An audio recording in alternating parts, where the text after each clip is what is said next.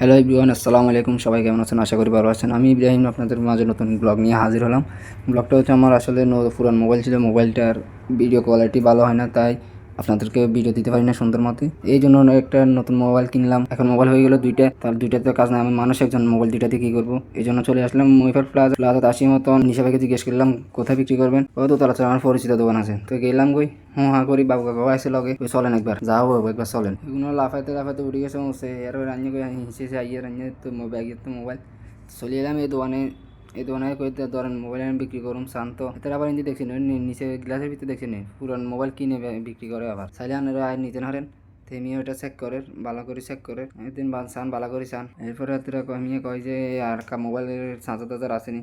আমি ব্যাগেন ঠিক আছে একদম ওকে না চান সমস্যা নেই। তেমিও চাইতে আছে হিন্দি নিশ্চয় চিন্তা করে এমনি কী স্যার ভালো করে চিন্তা করে এমনি চিন্তা করে ধরেন গেছে বলো নইলে গাছ লই যান আন্ডা করে না লাগতো না, আন্ডা নতুন একটা লইছে গাছ দিয়ে কী করুম আন্ডা গাছ লই যান আর টিয়া দিতেন গাছ লাগতো না আন্ডা এটা করলাম আর কি। এই কোনো গাছও ঠিক আছে নতুন চাইলে নিতেন আন্ডা করে না দুই এক লই এলে স্যার কী দরকার এত মোবাইল তো দরকার না মানুষ শিখে মোবাইল জীবন দিয়ে কী করুম। আসলে মোবাইল নিতে অনেক স্মৃতি আমার জন্য আছে, অনেক মায়া অনেক কিছু অনেক দিন ইউজ করছি, অনেক দিন বলতে তেমন বেশিও না, মাস এক বছর হবে এরকম আর কি।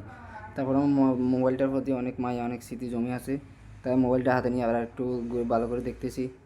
মায়া ত্যাগ করবো শেষ মায়া হিসাবে একটু দেখুন। এরপরে নিয়ে দিছে আরেক গিয়ারে কয় ধর ইয়ে চেক করবা লাগে আমার তোমার ঠিক আছে নি স্যার, তো চেক করিয়ে লাইছে তো মোবাইলে বেঁচে কিনা শেষ তো যাই কই আল্লাহ সবাই ভালো থাকবেন। আসসালামু আলাইকুম।